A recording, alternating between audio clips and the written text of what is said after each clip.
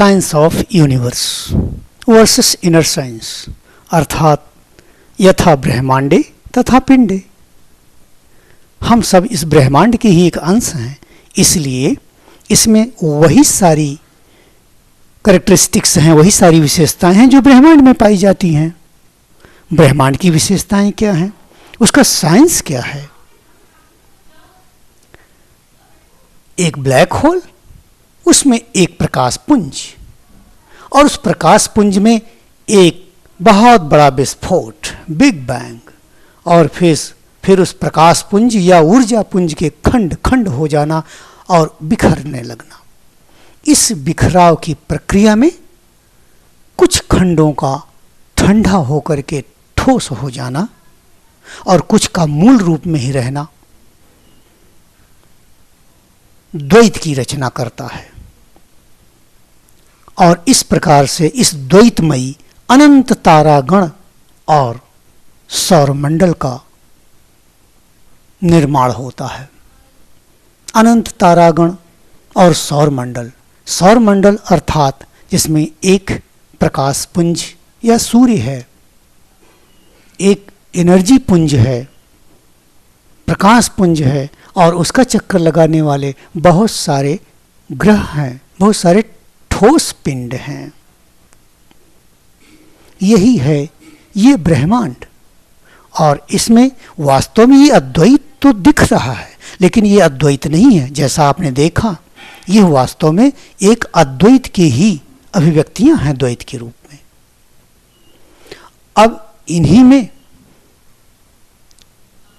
क्रिया प्रतिक्रिया इंटरैक्शन चलता है, और इन्हीं द्वैत के इंटरैक्शन से इस सृष्टि की रचना होती है। इस द्वैत की प्रोसीजर या जो इसका साइक्लिक प्रोसीजर है इंटरैक्शन का, वो कुछ इस प्रकार से समझा जा सकता है। इसमें दोनों का एक साथ होना, एकीकृत होकर के क्रिया प्रतिक्रिया करना, जिससे कि आगे की रचना हो, वो इंटीग्रेशन की स्थिति है। दोनों साथ साथ होते हैं, परंतु जैसे ही दोनों साथ में होते हैं, इनका जो डिफरेंस है दैट गेट्स हाइटेंड, वो उभरने लगता है और इनमें डिस्ट्रैक्शन होने लगता है, जिसके फलस्वरूप ये डिस्ट्रैक्ट हो जाते, डिसइंटीग्रेट हो जाते हैं। That is disintegration takes place, and this integration gives way to individualisation.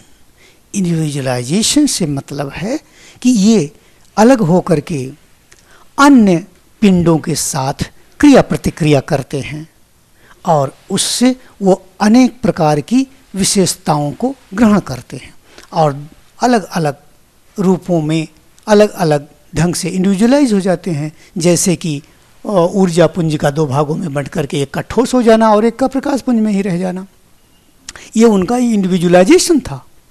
और जब ये इंडिविजुअलाइज हो जाते हैं तो फिर से इनमें वो अट्रैक्शन शुरू हो जाता है, that gives way to integration again. This is the cyclic process that continues all the time in this universe, but it is not only in ourselves too, as यथा ब्रह्मांडे तथा पिंडे, राइट। इस प्रक्रिया को फॉलो करते हुए हम देख सकते हैं कि अगर खगोलीय लेवल पर ठोस पिंड नष्ट होते हैं तो पुनः वो एनर्जी पुंज और प्रकाश पुंज में ही कन्वर्ट हो जाते हैं। यही नहीं, हम अपने व्यवहारिक जीवन में एक छोटे से उदाहरण में भी यही प्रक्रिया देख सकते हैं। जैसे मिट्टी को लेकर हमने अनेक खिलौने बनाए, उन खिलौनों से हमने खेला, बहुत दिनों तक वो रहे हमारे साथ, परंतु जब वो टूटे, नष्ट हुए, तो पुनः वो मिट्टी ही हो गए। यही प्रक्रिया है विलय की, और यही प्रक्रिया है सृष्टि की। जिस पदार्थ से या जिस स्टॉक से किसी भी की रचना होती है, जब वो रचना नष्ट होती है तो पुनः उसी रूप में वापस परिवर्तित हो जाती है, और अंतोगत्वा वही प्रकाश पुंज फिर ब्लैक होल, अब व्यक्त रूप, और जब वो व्यक्त होना शुरू होता है तो फिर से वही आकाशीय पिंड, प्रकाश पुंज, अनंत तारागण, सौरमंडल, और इन्हीं सौरमंडल में से अपना भी एक सौरमंडल जिसमें सूर्य और पृथ्वी, पृथ्वी पर कोई जीवन नहीं। सूर्य का प्रकाश या उसकी किरणें जब यहाँ पर आती हैं और इन दोनों के बीच में इंटीग्रेशन होता है अर्थात क्रिया प्रतिक्रिया शुरू होती है, तब यहाँ पर जीवन की शुरुआत होती है। यहाँ पर जीवन आते ही लगभग जीवन की यात्रा स्पष्ट है कि वन सेल्ड ऑर्गेनिज्म से लेकर के आज मल्टी सेल्ड ऑर्गेनिज्म और ये होते हुए बैकबोन्ड क्रिएचर्स से ये जर्नी पूर्ण करते हुए आज मोस्ट डेवलप्ड क्रिएचर मैनकाइंड सामने है। परंतु ये दिखने वाली जो इसकी बॉडी का डेवलपमेंट है जीवों की, केवल वही नहीं होता, इसके साथ साथ इसकी हम जैसा बताया कि अन्य जीवों से इंटरेक्शन और आपसी इंटरेक्शन से जो इसमें हैबिट्स बनती हैं वो डीएनए और आरएनए के रूप में इसमें स्टोर होने लगी।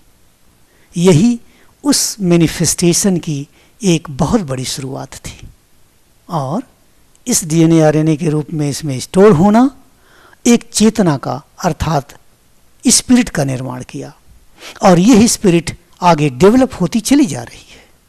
इसकी भी एक यात्रा है, जैसे वन सेल्ड ऑर्गेनिज्म से लेकर के जीवों में मोस्ट डेवलप्ड प्राणी मनुष्य का आविर्भाव होता है, उसी प्रकार से उनकी स्पिरिट भी डेवलप होती जा रही है। वो उनकी स्पिरिचुअल यात्रा है, ये उनकी स्पिरिचुअल यात्रा है। इस स्पिरिचुअल यात्रा में के साथ साथ उनका रिप्रोडक्शन का तरीका भी बदलता जा रहा है, डेवलप होता जा रहा है।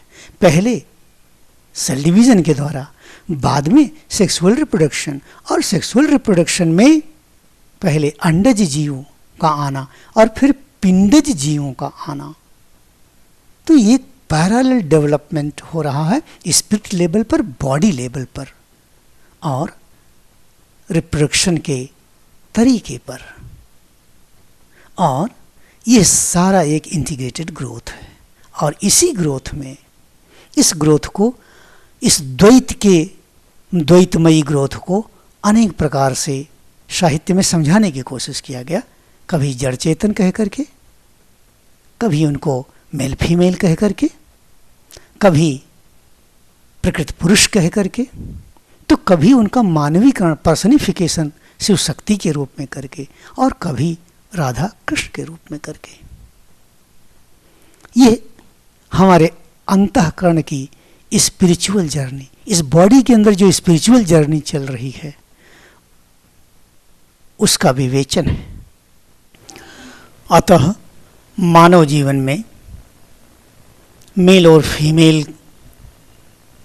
के द्वैत और मानव व्यक्तित्व में जड़ चेतन के द्वैत में जड़ या फीमेल को प्रकृति और शक्ति का प्रतीक मानकर और चेतन को या पुरुष को शिव रूप मानकर जीवन की इस आध्यात्मिक यात्रा को लेकर आपके समक्ष जल्द ही प्रस्तुत होना चाहते हैं। Hence, Rawlinson English Art and Literature with Ramakrishna World of Art and Literature is coming soon with the spiritual journey of life, that is Shiv Shakti manifestations in 6 parts, poetic presentation with illustrations.